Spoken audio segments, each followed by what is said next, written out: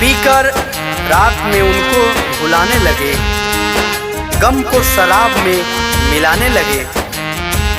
पीकर रात में उनको भुलाने लगे, गम को शराब में मिलाने लगे।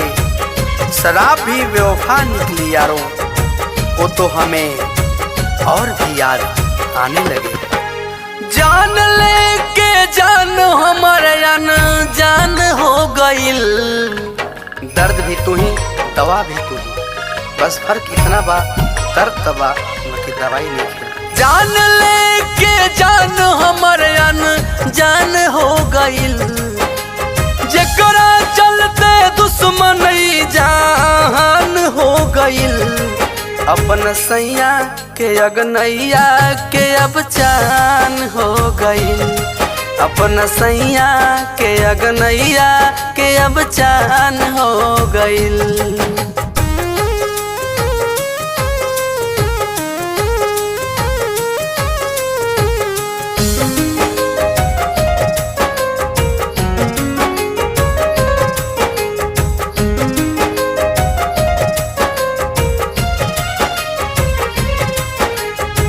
हाल बुरा बा दीवाना के रो रो के।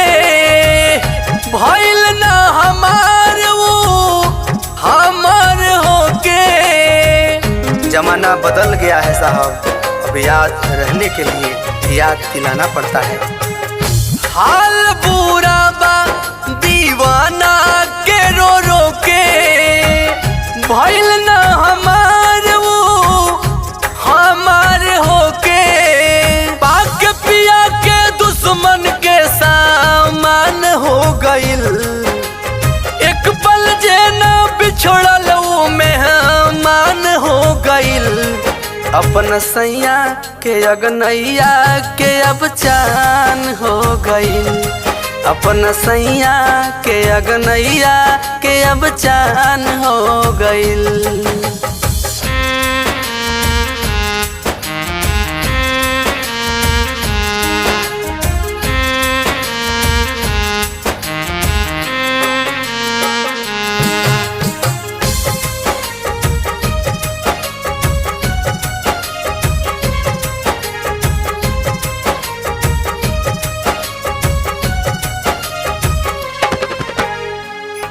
दैबो न करे दुश्मन के रोग लागे।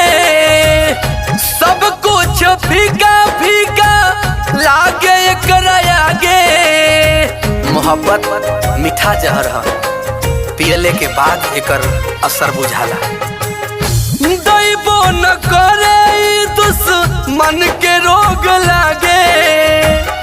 सब कुछ फीका फीका लागे एकरा आगे। रोवे कुंदनवा प्यार के मारल आन हो गइल।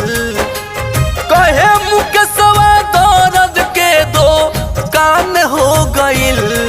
अब सैया के अगनैया के उचान हो गइल। अपन सैया के अगनैया के अब चान हो गइल।